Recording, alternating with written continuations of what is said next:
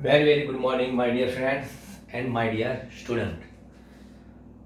Fourth chapter, motion in plane, સમતલમાં ગતિ અંગેની આપણે ચર્ચા જોરશોરથી ચાલુ કરી દીધેલી છે. એક વિડીયો ગયો એમાં આપણે શું જોઈ ગયા? સદિશની સમજૂતી, સદિશના સરવાળા, સદિશની બાદબાકી, પછી સદિશ સરવાળા માટે ક્રમનો નિયમ, સદિશ સરવાળા માટે જૂથનો નિયમ, પછી સમાંતર બાજુ ચતુષ્કોણની રીતે એટલે કે આલેખી રીતે સદિશોના સરવાળા કેવી રીતે કરાય એની આપણે ચર્ચા કરી લીધી. હવે આજે આપણે આગળ વધીએ છીએ સદિશના વિભાજનની. સદિશનું વિભાજન કેવું છે કે સમતલમાં આપણે સદિશનું વિભાજન કરીએ છીએ અને લંબ યામાક્ષ પદ્ધતિમાં એકમ સદિશનો ઉપયોગ કરીને પણ સદિશનું વિભાજન કરીએ છીએ. એટલે સદિશનું વિભાજન આપણે બે રીતે, પહેલા આપણે સમતલમાં સદિશનું વિભાજન કેવી રીતે થાય છે એટલે ટૂંકમાં વિભાજન થયેલા સદિશો પણ એ જ સમતલમાં હોય. બાકી ખરેખર સદિશનું વિભાજન થાય ને તો એ બંને સદિશો પરસ્પર કેવા હોય? લંબ. એટલે એક એક્સ અક્ષ પર હોય, બીજો વાય અક્ષ પર હોય અને એ બંનેના સંયોજનથી આપણને શું મળે? પરિણામી સદિશ તૈયાર થાય. બરાબર, જોઈએ આપણે સદિશનું વિભાજન.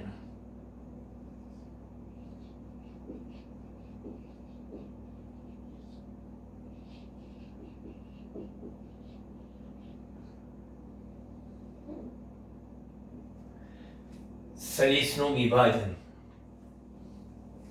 સૌથી પહેલા આપણે વિચારીએ કે કોઈ એક સમતલમાં રહેલ અશૂન્ય એવો એક સદિશ એ છે.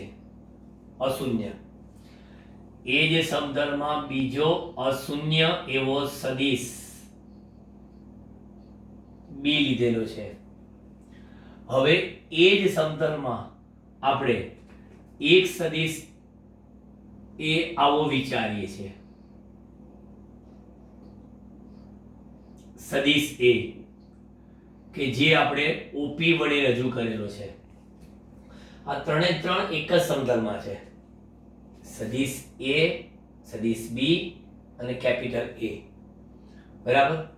હવે આ સદિશ એ ને આ બે સદિશના વિભાજન વડે મારે દર્શાવવું છે તો સદિશ એ ના પૂછ ઉપર થી આપણે સદિશ એ ની દિશામાં પણ એને કોઈ વાસ્તવિક સંખ્યા વડે ગુણીને તૈયાર કરેલો સદિશ લઈએ. એટલે એ ધારો કે આ છે અને એને આપણે કહીએ વાસ્તવિક સંખ્યા કઈ લઉં? લેમ્બડા નામની. લેમ્બડા ઇન્ટુ એ સદિશ એટલે આ થઈ ગયો ઓક્યુ સદિશ. પછી એના શીર્ષ પરથી બીજો સદિશ એવો દોરો કે જે બી ની દિશામાં હોય પણ એને શેના વડે ગુણેલો છે? અન્ય વાસ્તવિક સંખ્યા મ્યુ વડે અને એ તૈયાર કર્યો મ્યુ બી સદિશ. અહીં જો લેમ્બડા એ સદિશ એ ની દિશામાં છે. બરાબર, લેમ્બડા એ સદિશ એ ની દિશામાં છે પણ એનું મૂલ્ય છે લેમ્બડા એ જેટલું. મ્યુ બી સદિશ બી ની દિશામાં છે પણ એનો મૂલ્ય મ્યુ બી જેટલું. પરંતુ તમે અહીંયા આકૃતિ પરથી એવું કહી શકો કે મારી પાસે આ જે સદિશ એ છે એ સદિશ એ બરાબર સદિશ ઓપી સદિશ ઓપી બરાબર શું? તો કે સદિશ ઓક્યુ વત્તા સદિશ ક્યુપી. એટલે કે સદિશ એ બરાબર ઓક્યુ એટલે કે લેમ્બડા એ વત્તા ક્યુપી એટલે કે મ્યુ બી. આ રીતે વિભાજન કરીને તૈયાર કર્યો. એટલે સદિશ એ નું વિભાજન કરતા તમને બે સદિશો મળ્યા. સદિશ એ નું વિભાજન કરતા બે સદિશો મળ્યા જેમાં તમે એવું કહી શકો કે લેમ્બડા એ સદિશ એ કયો છે? કે લેમ્બડા એ સદિશ એ નો લેમ્બડા એ સદિશ એ નો સદિશ એ ની દિશામાં લેમ્બડા એ મૂલ્યનો સદિશ ઘટક કહેવાય. લેમડા એ સદિશ એ નો એની દિશામાં લેમડા એ મૂલ્યનો સદિશ ઘટક. અને લેમડા બી કોણ? મ્યુ બી કોણ? કે મ્યુ બી પણ કહે છે કે સદિશ એ નો જ છે, પણ કઈ દિશામાં? બી ની દિશામાં. મ્યુ બી જેટલા મૂલ્યનો, અને એ પણ અહીંયા વેક્ટર છે એટલે સદિશ ઘટક. મ્યુ બી અદિશ ઘટક, પણ મ્યુ બી સદિશ ઘટક.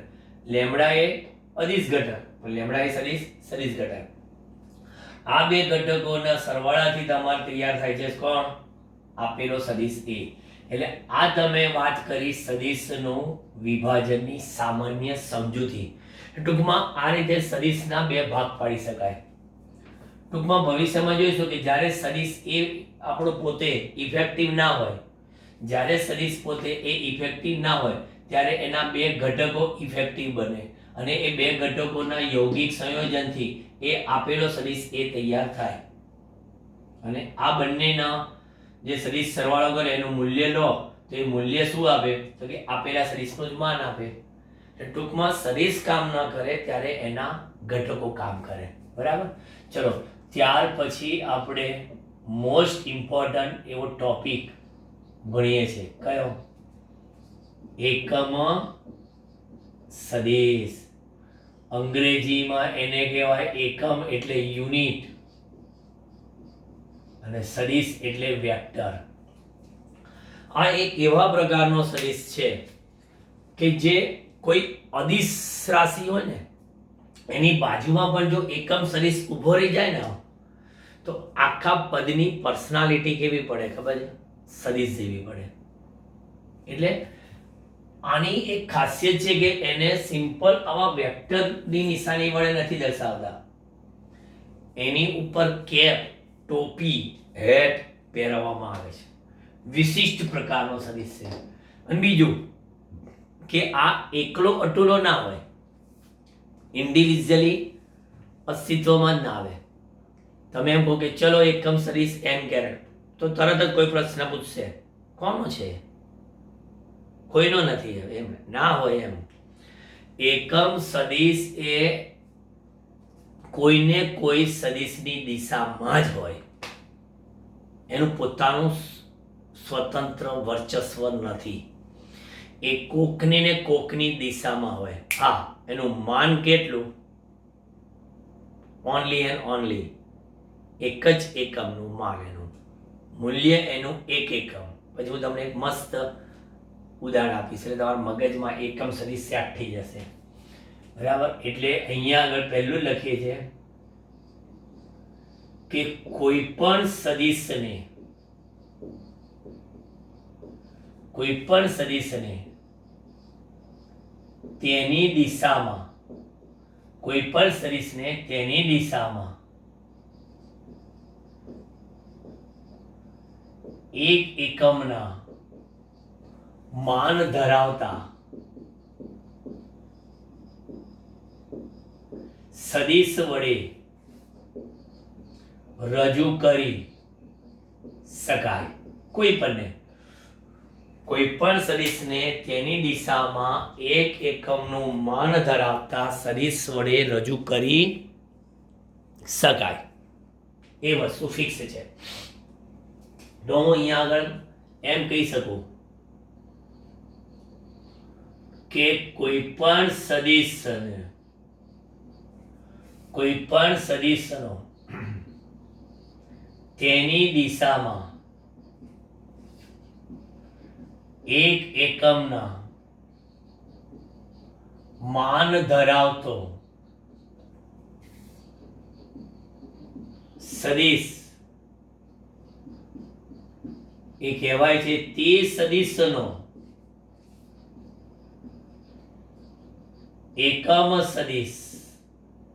તે સદિશનો એકમ સદિશ કહેવાય છે. કોઈ પણ સદિશને તેની દિશામાં એક એકમના માન ધરાવતો સદિશ એ તે સદિશનો એકમ સદિશ કહેવાય છે. પછી એકમ સદિશને u cap unit vector u cap વડે દર્શાવાય, જેને યુ કેરેટ કે યુ કેરેટ કે યુ કેપ કે યુ હેટ એમ વંચાય. હવે આ યુ જ ના કહેવાય, ઘણી વખત આર સદિશ હોય, એમ સદિશ હોય, ગમે તે ભવિષ્યમાં તમે સદિશ આર ની દિશામાં આર કેપ એન કેપ આવી રીતે બતાવી શકશો. પણ ઉપર કેપ બતાવવાનો, કેપ બતાવો એટલે ખબર પડી જાય કે તે એકમ સદિશ છે. ચલો એસ ફોર એક્ઝામ્પલ લઈએ. મારી પાસે અહીંયા આગળ એક સદિશ છે, આ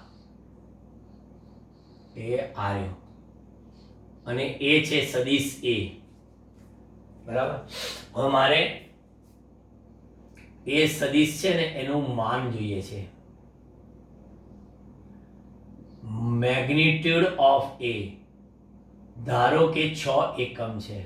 ધારો કે મારી પાસે આ એકમ સદિશ બતાવો જ હવે, પણ સદિશ એનું માન કેટલું? 6 એકમ. હવે એકમ સદિશ બતાવો છે મારે આની દિશામાં છે, એટલે મેં એની દિશામાં આટલો નાનકડો એવો ક્યુટ સદિશ બતાવી દીધો. આ સિમ્પલ. આની દિશા કઈ?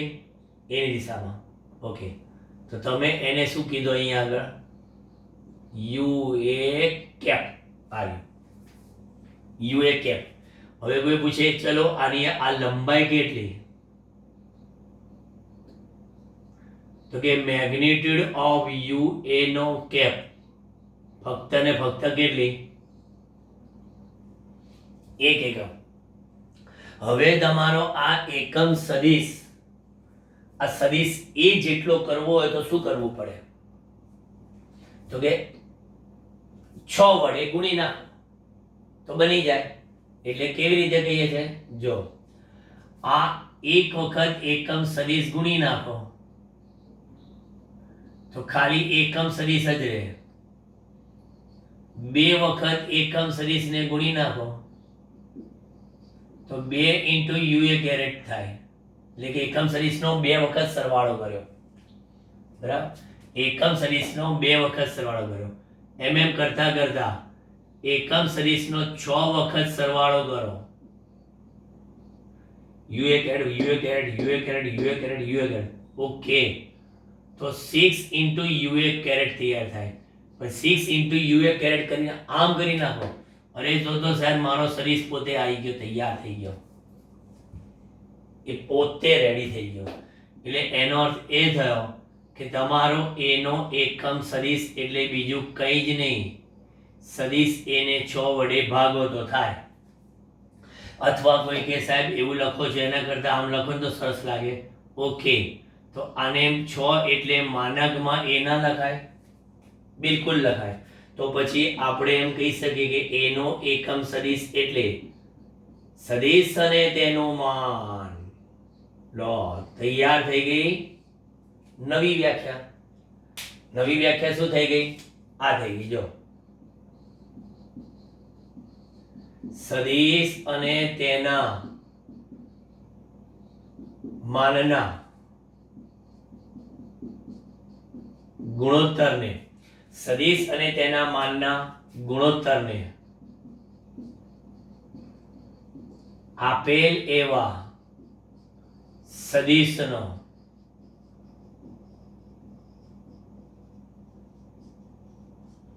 એકમ સદિશ કહે છે. સદિશ અને તેના માનના ગુણોત્તરને આપેલ સદિશનો એકમ સદિશ કહે છે. એટલે તમારી પાસે તમે જુઓ છો કે આ 6 હતો, પણ એની બાજુમાં એકમ સદિશ એનો આવી ગયો તો પર્સનાલિટી પડી ગઈ ને સદિશ. અને મેં તમને શીખવાડ્યું કે અદિશનો સદિશ સાથેનો ગુણાકાર હંમેશા સદિશ જ મળે. અદિશનો સદિશ સાથેનો ગુણાકાર હંમેશા સદિશ મળે. મળતી રાશિની દિશા આપેલા સદિશની દિશામાં. મળતી રાશિનું માન અદિશ અને સદિશના માનના બૈજિક ગુણાકાર જેટલું. હવે કાર્ટેશિયન યામાક્ષ પદ્ધતિમાં એકમ સદિશો ત્રિપારિમાણિક કાર્ટેશિયન યામાક્ષ પદ્ધતિ. હવે આપણી પાસે ત્રિપારિમાણિક કાર્ટેશિયન યામાક્ષ પદ્ધતિ કઈ છે કે પરસ્પર લંબ એવી અક્ષોમાં એકમ સદિશોને દર્શાવો. લો આ પરસ્પર લંબ એવી અક્ષો y z x. આપણે ખબર છે x y z એ ચોક્કસ દિશા છે, કારણ કે x દિશામાંની ગતિ એટલે એક પારિમાણિક ગતિ, y દિશામાંની ગતિ એટલે પણ એક પારિમાણિક ગતિ, z દિશામાંની ગતિ એટલે પણ એક પારિમાણિક ગતિ. બરાબર. xy સમતલમાંની ગતિ એટલે કે દ્વિપારિમાણિક ગતિ, yz સમતલમાંની ગતિ પણ દ્વિપારિમાણિક, xz સમતલમાંની પણ દ્વિપારિમાણિક, અને x y z ન હોય અને અવકાશમાંની ગતિ એટલે ત્રિપારિમાણિક. ક્લિયર છે આ બધું આપણા મગજમાં. હવે અહીંયા આગળ આ એક નાનકડો સદિશ, બીજો નાનકડો સદિશ. જરૂરી નથી કે આ ત્રણે ત્રણને ઉગમ બિંદુ પરથી દર્શાવાય. કોઈને ઈચ્છા થઈ કે સાહેબ મારે તો આને આમ અહીંયાથી દર્શાવવા છે. Choice is yours.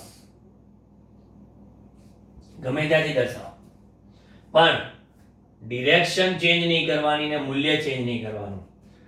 x દિશામાંના એકમ સદિશને ફિક્સ જ છે, i કેપ વડે દર્શાવાય, ફિક્સ જ છે. વર્લ્ડ લેવલે, ઇન્ટરનેશનલ લેવલે કહીએ છીએ આપણે કે i કેપ જ હોય. y દિશામાંનો એકમ સદિશ j કેપ જ હોય, z દિશામાંનો એકમ સદિશ k કેપ જ હોય. એવી રીતે આ પણ અહીંયા j કેપ, આ પણ કહે છે k કેપ અને આ પણ કહે છે i કેપ. ફિક્સ જ છે. અને બીજું કહી દઉં કે આ ત્રણે ત્રણ એકમ સદિશો છે i, j and k, બરાબર એકબીજાને કેવા છે? લંબ જ હોય. બરાબર. અને કોઈ પૂછે i કેપ નું માન કેટલું, કહે છે કે j કેપ ના માન જેટલું, j કેપ નું માન કેટલું, k કેપ ના માન જેટલું. બધાના માન કેટલા? એક જ એકમ. એક જ એકમ.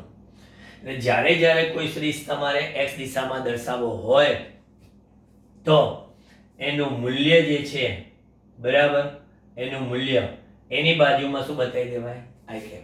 સપોઝ અહીંયા લેમ્ડા એ સદિશ છે, ધારો કે આ એ સદિશ x દિશામાં હોય તો તમે એને આમ કહી શકો lambda A into i cap, કેમ કે મૂલ્ય કેટલું એનું લેમ્ડા એ. પછી ધારો કે તમારો આ બી સદિશ સપોઝ જે દિશામાં સોરી y દિશામાં હોય તો y દિશામાં હોય તો તમારી પાસે એનું મૂલ્ય છે મ્યુ બી, પણ તમે લખી શકો j કેરેટ. અને ધારો કે આ બંને લંબ સદિશોના સંયોજનથી a મળતો હોય તો સવાલ નથી કે a સદિશ a બરાબર લેમ્ડા એ i કેપ વત્તા મ્યુ બી j કેપ. પણ અહીંયા એવું નથી, એટલે આપણે અલગ રીતે બતાવ્યું. અહીંયા પર્ટિક્યુલરલી આ બે સદિશોના સંયોજનથી મળતો જે સદિશ છે, બરાબર, એ બંને પરસ્પર લંબ નથી. એટલે આ બંને અનન્ય અશૂન્ય સદિશો ખરા, અશૂન્ય સદિશો ખરા, પણ એ બંને અશૂન્ય સદિશો એવા નથી કે જે પરસ્પર લંબ હોય અને એમના સંયોજનથી એ તૈયાર થાય. એટલે આપણે અલગ રીતે સમજાવ્યું. બરાબર. આ લંબ યામાક્ષ પદ્ધતિનો નો ઉપયોગ કરીને અને એકમ સદિશનો ઉપયોગ કરીને સદિશનું વિભાજન કેવી રીતે થાય છે એ આપણે નેક્સ્ટ બોર્ડમાં જોઈએ. જોઈ લો, આમાં નજર મારી દો, ખાસ એકમ સદિશ બિલકુલ પરફેક્ટલી જોઈ લો.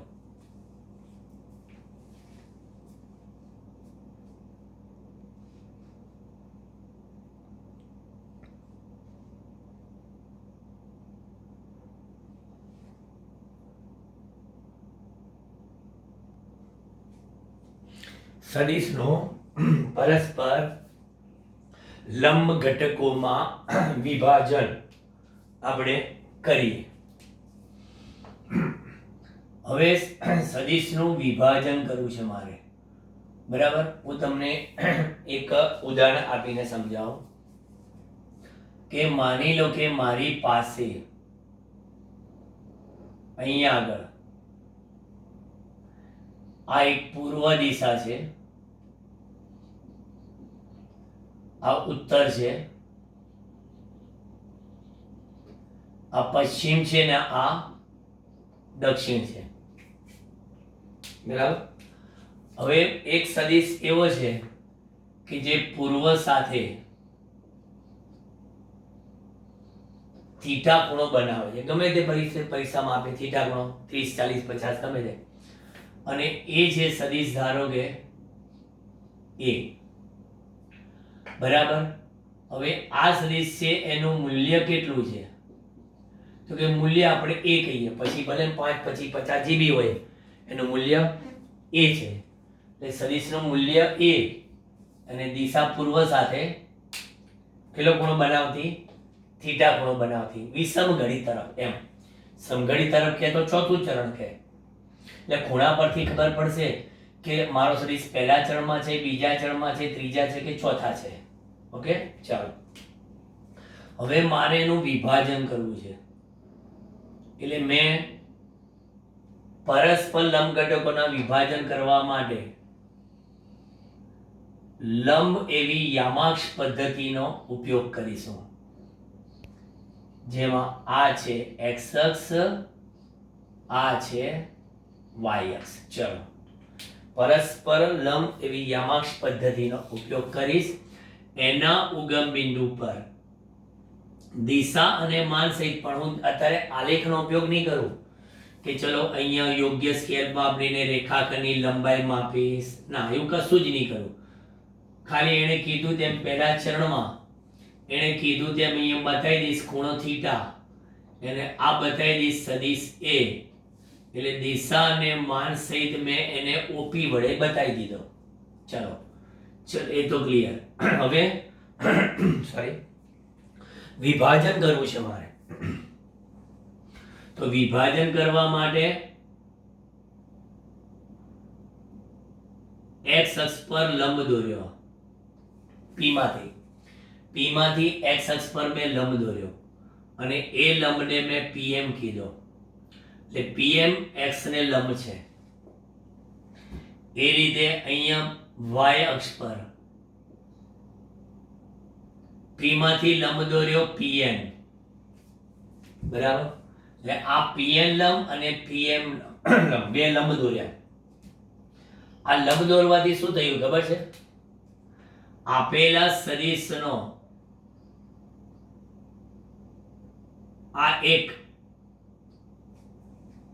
પ્રક્ષેપ તૈયાર થયો અને આ લંબ પ્રક્ષેપ બીજો તૈયાર થયો છે. આ સદિશ એનો લંબ પ્રક્ષેપ સદિશ OM, સદિશ એનો y અક્ષ પર લંબ પ્રક્ષેપ સદિશ OM. એટલે x અક્ષ પર ને y અક્ષ પર બે લંબ પ્રક્ષેપો દોર્યા. ધારો કે એ લંબ પ્રક્ષેપોમાં એ નો શું લખ્યું અહીંયા આગળ? A1 સદિશ લખું અને આ કયો? A2 સદિશ. અત્યારે તો જ્યાં આપણે A1 અને A2 સદિશ શું છે? જ્યાં સદિશ A1 અને સદિશ A2 એ અનુક્રમે સદિશ A ના x અને y અક્ષ પરના સદિશ ઘટકો છે. સદિશ A ના અનુક્રમે x અક્ષ અને y અક્ષ પરના સદિશ ઘટકો છે. જ્યાં સદિશ A1 બરાબર x અક્ષ પર છે એટલે એને ax i cat અને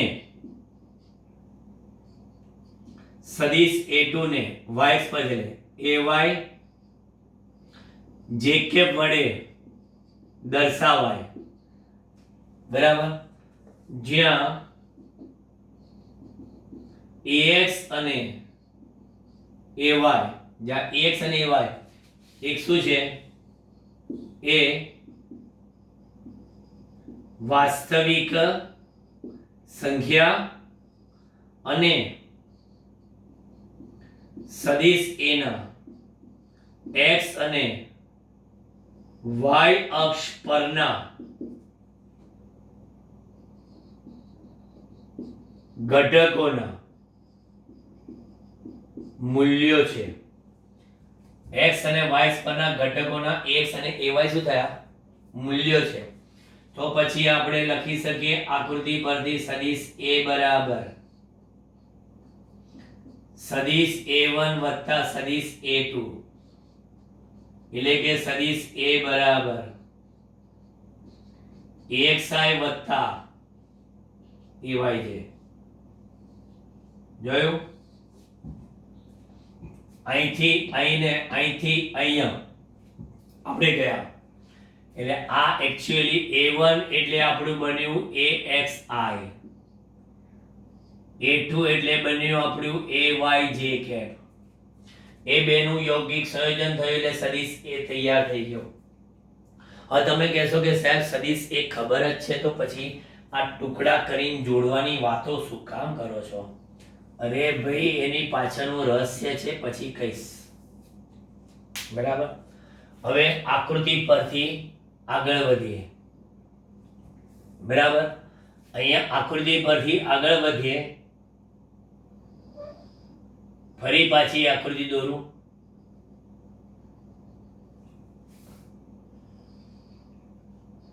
આ સદિશ a આપણો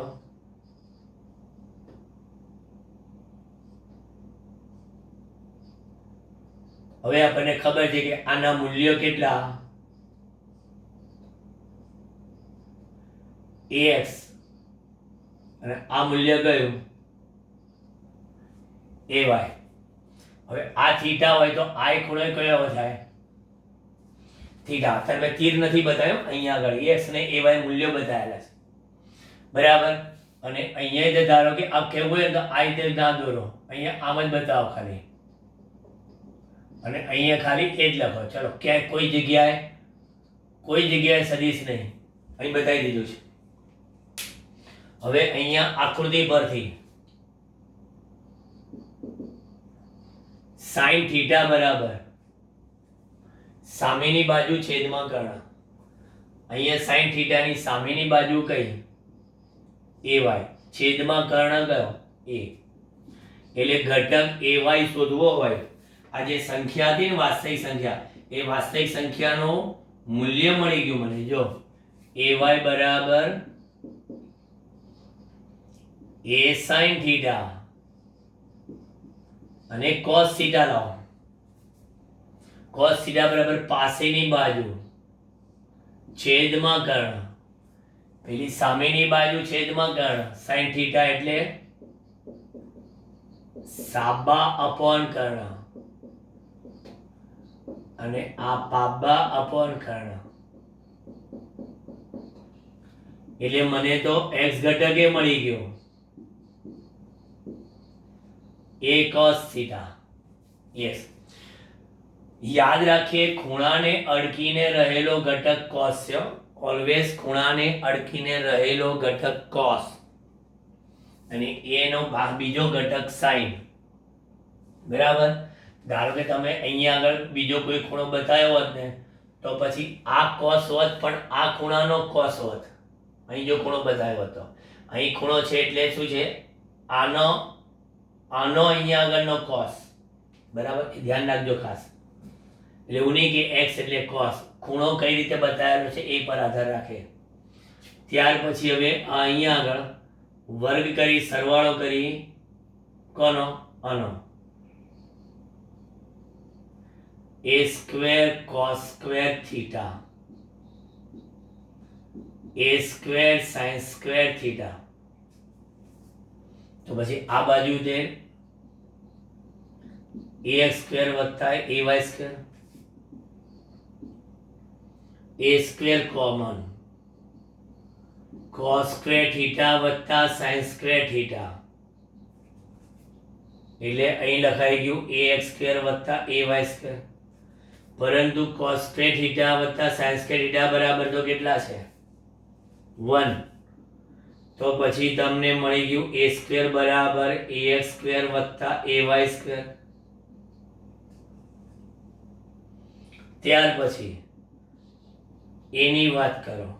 ઓકે, એટલે આની પરથી તમે કહી શકો કે કોઈ પણ સદિશનું માન તે સદિશના પરસ્પર લંબ ઘટકોના મૂલ્યોના વર્ગના સરવાળાના વર્ગમૂળ બરોબર હોય. રાઈટ? કોઈ પણ સદિશનું માન તે સદિશના પરસ્પર લંબ ઘટકોના મૂલ્યોના વર્ગના સરવાળાના વર્ગમૂળ બરોબર હોય છે. કોઈ પણ સદિશનું માન તે સદિશના પરસ્પર લંબ ઘટકોના મૂલ્યોના વર્ગના સરવાળાના વર્ગમૂળ બરોબર હોય. આ યાદ રાખવાનું છે. બરાબર?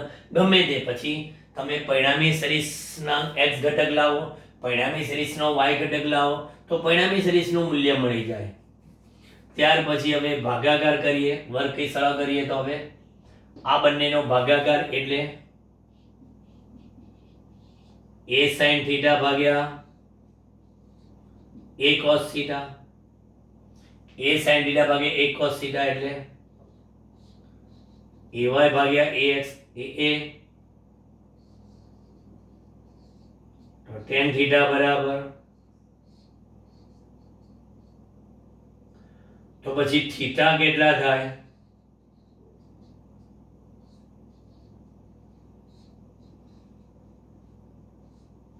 લો, આ થશે દિશા શોધવા માટે. જોયું આપણે એક જ સદિશ પરથી વિભાજન સમજાવ્યું મેં. આવા તમારી પાસે જેટલા પણ સદિશો હોય ને એ બધા સદિશોના આવા xy એવા ઘટકો પાડવાના. પછી બધા જ x દિશામાંના ઘટકોના સાદા સરવાળા બાદબાકી. કેમ સાદા સરવાળા બાદબાકી? કારણ કે કોઈ આ બાજુ x હોય, કોઈ આ બાજુ x હોય, આ બાજુ x નો સરવાળો, આ બાજુ x નો સરવાળો, આ સરવાળામાંથી આ x બાદ કરો. ત્યારબાદ બધા y નો સરવાળો, બધા y નો સરવાળો, બધા y નો આ સરવાળામાંથી આ y નો સરવાળો બાદ કરો કે આ બાદ માઈનસ છે. એટલે પરિણામીનો x મળે, પરિણામીનો y મળે, પરિણામીનો x, પરિણામીનો y આમાં મૂકી દો તો પરિણામીનું મૂલ્ય મળે. એટલે પરિણામીનો y, પરિણામીનો x કરો એનું tan ઇન્વર્સ તો થીટા મળે. હવે એ જોવાનું પાછું કે સાહેબ આ પરિણામીનો x અને પરિણામીનો y બંને પોઝિટિવ છે તો થીટું પહેલું ચરણ, થીટું આપણું આ થીટું પહેલું ચરણ. પણ પરિણામીનો y ને પરિણામીનો x માં x પોઝિટિવ છે અને y નેગેટિવ છે, x પોઝિટિવ છે અને y નેગેટિવ છે તો પછી ચોથું ચરણ. પણ સાહેબ બેઉ નેગેટિવ છે પછી ત્રીજું ચરણ. સાહેબ x નેગેટિવ છે અને y પર અને તો બીજું ચરણ. ઓ પરિણામી સદિશ ક્યાં રખડે છે એ તમને આના y અને x ઘટકો પરથી મળે. આ તો મેં ખાલી ax અને ay ની વાત કરી. ધારો કે તમારે જેટલા પણ હોય એના આવા ઘટકો પાડો ને તો તમને આ મળે. હવે પ્રશ્ન છે કે સાહેબ આ સદિશના ઘટકો કેમ પાડ્યા?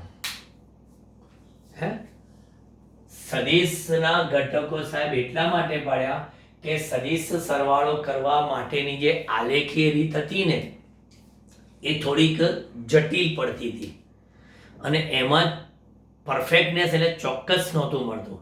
પણ સદિશનું ગાણિતિક વિશ્લેષણની રીત એટલે મેથેમેટિક્સનો ઉપયોગ કર્યો ને તો સદિશનું સરવાળો એકદમ સરળતાથી થાય છે. સદિશનો સરવાળો કરવા માટેની આ રીત ઉત્તમમાંની ઉત્તમ છે. કઈ રીતે? તો કે જે તમને જેટલા પણ સદિશો આપ્યા હોય એના બે પરસ્પર x અને y અક્ષ પર ઘટકો પાડો. એમાં ખૂણાને અડકીને રહેલો ઘટક કયો? cos ઘટક. એ ખૂણાને અડકીને રહેલો ઘટક કયો? cos ઘટક. એ ભાઈ કોનો? એ જેના પાડો છો ને એનો, એના પાડો એનો એક્સ, એના પાડો એનો વાય, એટલે એક્સ વાય ઘટકો પાડ્યા. 4 સદીશો હોય તો 4 સદીશના એક્સ વાય કેટલા ઘટક પડ્યા? 8 ઘટક પૈકી 4x અને 4y, 4x ના સાદા સરવાળા બાદબાકી, 4y ના સાદા સરવાળા બાદબાકી, સાદા સરવાળા બાદબાકીથી 4x નો પરિણામી x એ અહીંયા આગળ મુકાય, 4y નો પરિણામી y અહીંયા આગળ મુકાય, વર્ગ કરીને સરવાળો કરીને વર્ગમૂળ કરો, પરિણામીનું મૂલ્ય મળે, અને એ પરિણામીનો y ને પરિણામીનો x મૂકીને એનો થીટા લાવો. થીટા લાવતી વખતે ખાસ ધ્યાન રાખો કે આ પરિણામીનો x ને પરિણામીનો y સાદા સરવાળા બાદબાકીથી બંને પોઝિટિવ મળે છે તો પહેલું ચરણ, x નેગેટિવ અને y પોઝિટિવ મળે છે તો બીજું ચરણ, x અને y બંને નેગેટિવ મળે છે તો ત્રીજું ચરણ, અને y નેગેટિવ ને x પોઝિટિવ મળે તો ચોથું ચરણ. કેટલું સરળ! આટલું સરળ તો પહેલા કદીએ નહોતું. બરાબર. હવે સદિશના ઘટકોની ખાસિયતો. સદિશના ઘટકોની ખાસિયાલિટી એટલે કે લાક્ષણિકતા. સદિશના ઘટકોની લાક્ષણિકતા કહે છે કે સદિશનો કોઈ પણ દિશામાં લીધેલ ઘટક, સદિશનો કોઈ પણ દિશામાં લીધેલ ઘટક તે દિશામાં તેની અસરકારકતા દર્શાવે છે. સદિશનો કોઈ પણ દિશામાં લીધેલ ઘટક એ તે દિશામાં તેની અસરકારકતા દર્શાવે છે. તમે જોજો કે તમે એરપોર્ટ પર ગયા હો તો એરપોર્ટ પર વીઆઈપી ની ટ્રાવેલિંગ બેગ લઈને આમ કરીને જતા તો બેગમાં તમે આમ ઉપર તરફ હેન્ડલ છે આમ, પણ બેગ જાય છે આમ, તો બળ આ બાજુ લાગે છે છતાં એ બળનું ઉપજતું નથી.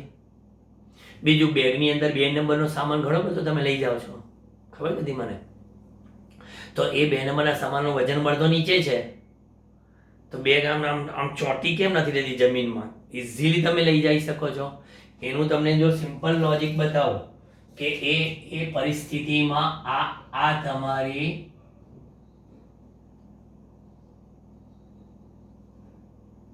બરાબર,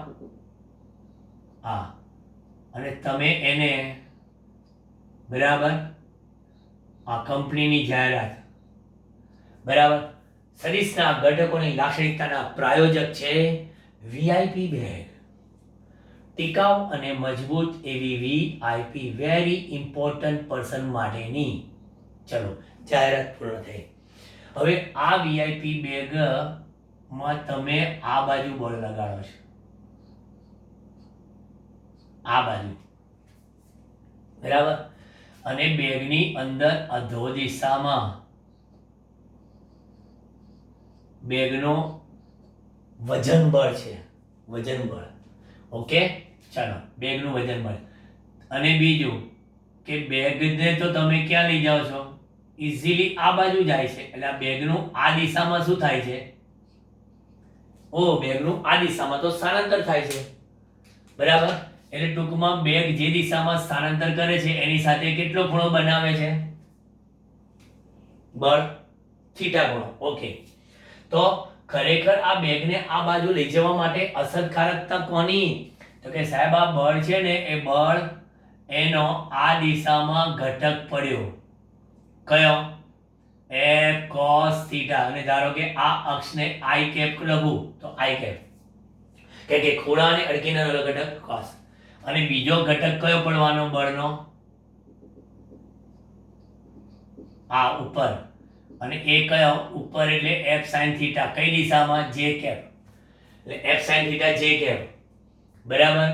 અને આ વજન બળ જે છે એ ક્યાં છે એને હું આમ બતાવું તો -mg j કેપ લખાય, બરાબર. અને ધારો કે આ સ્થાનાંતરને d સદિશ ના લખવું હોય તો એને શું લખાય? di કેપ લખાય. ઓકે, હવે જોઈ લો તમે આપેલી બેગમાં અહીંયા આગળ બળ આ દિશામાં હતું. ઓકે સાહેબ, બળ એ દિશામાં હતું, પણ છતાંય બેગ ગઈ ક્યાં? સમસીધી. તો બળનો આ સ્થાનાંતરની દિશામાં પાડવામાં આવેલો ઘટક વીઆઈપી બેગને લઈ જવા માટેની અસરકારકતા પુરવાર કરે છે અને એનો લંબ ઘટક એફ સાઇન થીટા એ તમારા બેગની અંદર પડેલો 2 નંબરના સામાનના વજન બળને સમતોલે છે. એટલે કે સદિશનો કોઈ પણ દિશામાં લીધેલ ઘટક એ તે દિશામાં તેની અસરકારકતા દર્શાવે છે, તેની સમજાવતું આ ઉદાહરણ છે. ફ્યુચરમાં આવા ઘટકો પાડવાથી તમને લાભ નહીં, લાભ જ લાભ, નોટ અલાભ. ઘટકો પાડવાથી લાભ જ થશે. એટલે આ તમે પરફેક્ટ મેં ઉદાહરણ આપ્યું કે બળનો સ્થાનાંતરની દિશામાં પાડવામાં આવેલો ઘટક એ બેગને લઈ જાય છે અને આ બંને બળ અને સ્થાનાંતર ગુણાય ત્યારે ભવિષ્યમાં જોશો કે આ બંને ગુણાઈને શું આપશે? F cos થીટા અને d બરાબર એ બંને ગુણાઈને મને શું આપશે? કાર્ય W આપશે. જોયું? એક સરસ મજાનું કામ કર્યું યાર. અસરકારકતા નિભાઈને મને કાર્ય બરાબર બળ ગુણ્યા સ્થાનાંતર નામની ભૌતિક રાશિ આપી દીધી. કેટલું સરસ કામ કર્યું. ચલો હવે લાક્ષણિકતા નંબર 2. સદિશના જે ઘટકો છે ને, ઘટકો પરસ્પર લંબ છે, માટે તેમની એકબીજા પરની અસરકારકતા શૂન્ય છે. સદિશના ઘટકો એકબીજામાં માથું નહીં મારતા. તમને કહી દઉં, ચંચુપાતગીરી નથી આવડતી અમને, બરાબર? આ x ઘટક y ને નથી કહેતો, y ઘટક x ને નથી કહેતો. બંને કહે છે કે તું તારું કામ કર, હું મારું કામ કરું. આપણે બંને એકબીજાને પરસ્પર લંબ છે, એકાબીજા પરની અસરકારકતા શૂન્ય છે. જો મારો સદિશ x અક્ષ પર હોય ને, બરાબર, તો એનો y ઘટક શૂન્ય હોય અને મારો સદિશ y અક્ષ પર હોય તો x ઘટક શૂન્ય હોય. પણ મારો સદિશ x અક્ષ ને y અક્ષ પર ના હોય તો બે દિશામાં એની અસરકારકતા હોય.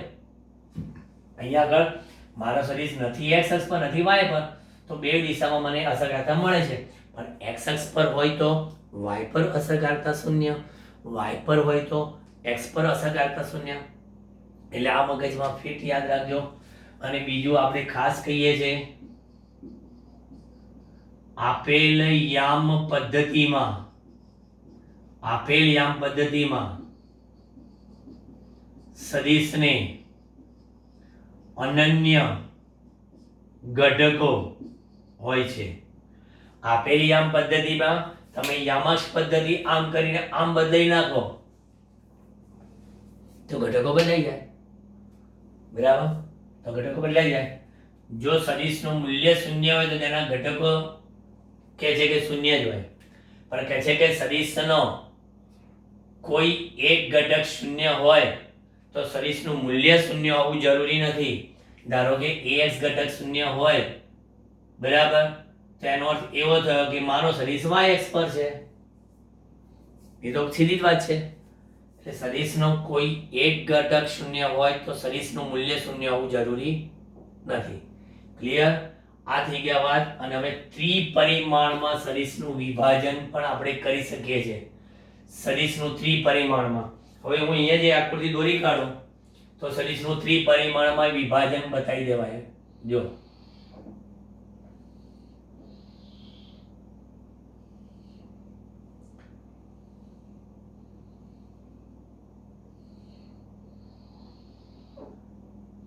સદિશનું ત્રિપરિમાણમાં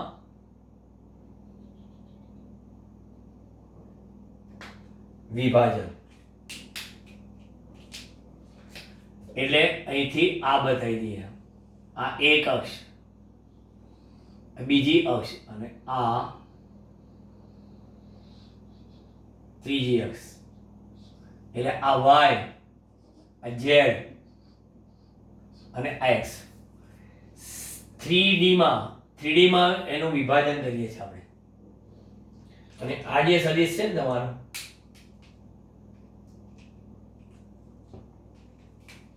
એ આ રહેજો.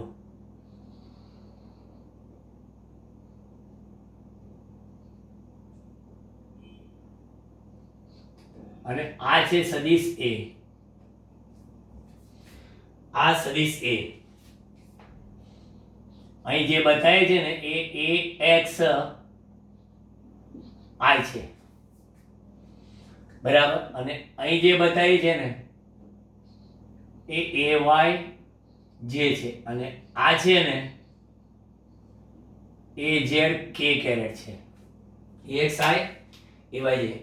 બીજું કે આપેલા સદિશે અહીંયા આગળ ખૂણો બનાવ્યો થીટા x સાથે, y સાથે બનાવ્યો બીટા,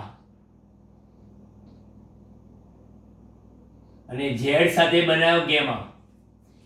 આપેલા સદિશે x સાથે થીટા, આપેલા સદિશે y સાથે બીટા અને z સાથે ગેમા. તો જો એવું બતાવતા હો તો તમારે અહીંયા આગળ એવું લખાય કે તેનો x ઘટક બરાબર કયો, ખૂણાને અડકીને a cos થીટા. એનો y ઘટક કયો, ખૂણાને અડકીને છે એટલે a cos બીટા. અને z ઘટક કયો તો કે a cos ગેમા. આ એના થયા. અને આમાંય તે મૂલ્ય તમને કહી દઉં કે કોઈ પણ સદિશનું મૂલ્ય એટલે તેના x y z ઘટકોના વર્ગ કરી સરવાળો કરી વર્ગમૂળ. બરાબર. એટલે આ તમારે નવું બોર્ડ ના દોર્યું મેં. અહીંયા આગળ શું કરી દીધું, અહીંયા આ જે પોર્શન બતાવ્યો એ સદિશનો ત્રિપરિમાણમાં વિભાજન કરીને બતાવ્યું. સદિશનું ત્રિપરિમાણમાં વિભાજન કરવું હોય તો આ રીતે વિભાજન થાય. Okay, clear cut. Most important સદિશના ઘટકો છે, ધ્યાન રાખજો. ઘટકો પાડતા આવડવું જોઈએ, સાઇન કોસાઇન જોતા આવડવું જોઈએ. અને મેં તમને સાઇન કોસાઇનના લાઈવ લેક્ચરમાં તમને મેં બતાવેલું છે કે કેવી રીતે સાઇન જોવું, કેવી રીતે કોસાઇન જોવું. ઓકે, જોઈ લો.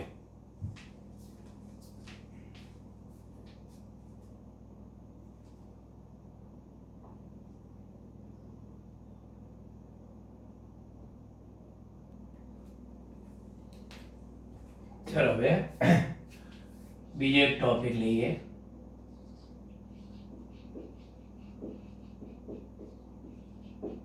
સદિશોના સરવાળા કરવાની બૈજિક રીત.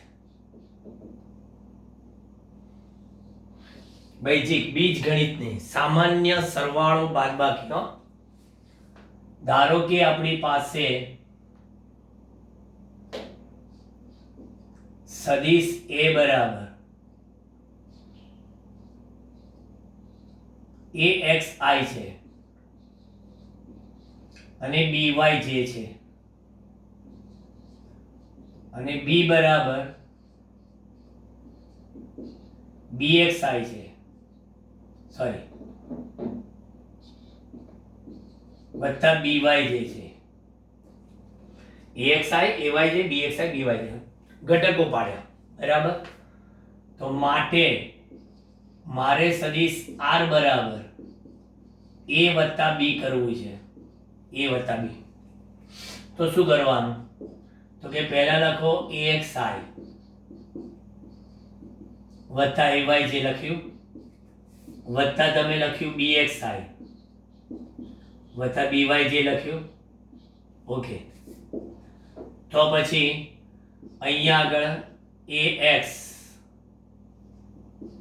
i વત્તા bxi સાથે લખ્યું, વત્તા ay જે વત્તા by જે એ સાથે લખ્યું.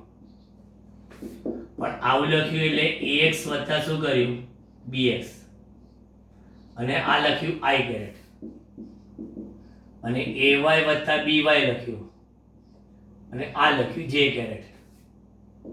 એટલે તમે r બરાબર આવું લખ્યું. હમણાં મેં સદિશોમાં કીધેલું કે x ઘટક y ઘટક પાડો, બધા x ઘટકનો સાદો સરવાળો બાદબાકી થાય. સરવાળો છે એટલે સાદો સરવાળો. બરાબર.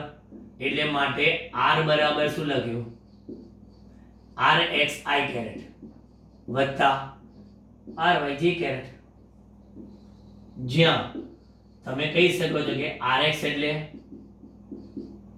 એક્સ વત્તા બીએક્સ, આર વાય એટલે એવાય વત્તા બીવાય. હવે આ સદિશનું મૂલ્ય જોઈતું હોય તો મૂલ્ય r બરાબર શું થાય? તો આપણને ખબર છે કે કોઈ પણ સદિશનું માન તે સદિશના x ઘટકનો વર્ગ વત્તા y ઘટકનો વર્ગ અને એનો સરવાળો કરી વર્ગમૂળ કરો. બરાબર. અને તમારે પરિણામી સદિશની દિશા શોધવી હોય, બરાબર, આ શું શોધ્યું તમે? સદિશ r નું માન શોધ્યું. માની લો કે સદિશ r ની દિશા શોધવી છે, તો સદિશ r ની દિશા થીટા બરાબર tan ઇનવર્સ ry ભાગ્યા rx. એમાં જોવાનું કે આ rx પોઝિટિવ છે કે ry પોઝિટિવ છે કે બંને નેગેટિવ છે કે નેગેટિવ પોઝિટિવ છે કે પોઝિટિવ નેગેટિવ. બરાબર. અને આ કયો? ધન x અક્ષ સાથે બનાવેલ કોણ. ધન x સાથે બનાવેલ કોણમાં જોવાનું, બરાબર, કે ધન કાં તો આ જે રીતે નેગેટિવ પોઝિટિવ હોય, ધારો કે આ બંને પોઝિટિવ છે, ધન x સાથે બનાવેલ કોણ પણ કઈ બાજુ? વિષમગળી તરફ, કારણ કે આપણે અહીંયા પોઝિટિવ જ બતાવ્યું છે એટલે. પછી માની લો કે મારી પાસે સદિશ a બરાબર axi વત્તા ayj વત્તા azk છે. b બરાબર bxi વત્તા byj વત્તા bzk છે. c બરાબર cxi વત્તા cyj વત્તા czk છે. તો માટે સદિશ a બરાબર a વત્તા b ઓછા c શોધો. ચલો, a વત્તા b ઓછા c શોધો. તો સિમ્પલ છે કે એનો tx ઘટક, ty ઘટક અને tz ઘટક મળી જશે. કેવી રીતે? ax વત્તા bx ઓછા cx, ay વત્તા by ઓછા cy, az વત્તા bz ઓછા cz. લો, પણ કન્ડિશન આ સંખ્યા ખાસ જોવાની. ધારો કે અહીંયા આગળ નેગેટિવ હોઈ શકે, નેગેટિવ પોઝિટિવ ગમે તે હોઈ શકે, બરાબર, ગમે તે હોઈ શકે. અને બીજું કે આ બધામાં એકમ સદિશો શોધવાનું કે ને, તો એકમ સદિશો પણ શોધવાય. ધારો કે તમે આ r શોધ્યો ને, તો r નો એકમ સદિશ શોધવો હોય ને, તો r નો એકમ સદિશ શોધાય. સદિશ r નો એકમ સદિશ ur કેરેટ સદિશ r ભાગ્યા તેનું માન. બોલો, સદિશ r નો એકમ સદિશ શોધવો હોય ને, તો સદિશ r ભાગ્યા તેનું માન. સદિશ r કયો છે? આર્યો rxi વત્તા ryj ભાગ્યા એનું માન કેટલું છે? લો, આ એક વધારાની માહિતી આપી તમને. કોઈ પણ સદિશનો એકમ સદિશ શોધવો હોય તો એ સદિશ ભાગ્યા તેનું માન તમે આ જે શોધ્યા ને, બરાબર, અને એનું મૂલ્ય મૂકી દેવાનું. સદિશ ભાગ્યા તેનું મૂલ્ય, બરાબર. હવે આના બાજુમાં i કેરેટ લખું તો સદિશ tx કહેવાય, આની બાજુમાં j લખું તો ty સદિશ કહેવાય, આની બાજુમાં k લખું તો tz સદિશ કહેવાય. ક્લિયર? બરાબર. લો, કમ્પ્લીટ સદિશોના સરળ રીતે વાત થઈ ગઈ. બરાબર. હવે નેક્સ્ટ લેક્ચરમાં આપણે શું જોઈશું?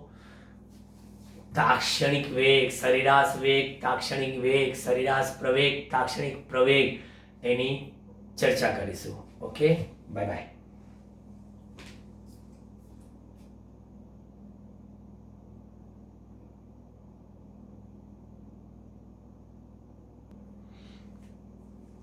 સેલ્ફ વર્ક હોમવર્ક પણ મૂકી દીધું છે. એટલે આ તમે સદિશ સરવાળો જો બરાબર સમજી ગયા હો તો જરા હોમવર્ક પણ કરીને રાખજો. a બરાબર 3i cap minus 2j cap plus 4k cap, b બરાબર 2i cap plus 4j cap minus 2k cap હોય તો a ઓછા b, a વત્તા b, a ઓછા બીનું માન, a વત્તા બીનું માન, એનો એકમ સદિશ, બીનો એકમ સદિશ, a ઓછા બીનો એકમ સદિશ, a વત્તા બીનો એકમ સદિશ શોધજો. જો આ આવડી ગયા સાથે 8 તો તમે સદિશ સરવાળા બાદબાકીમાં માસ્ટર બ્લાસ્ટર કહેવાશો. ઓકે, હવે રિયલી બાય બાય.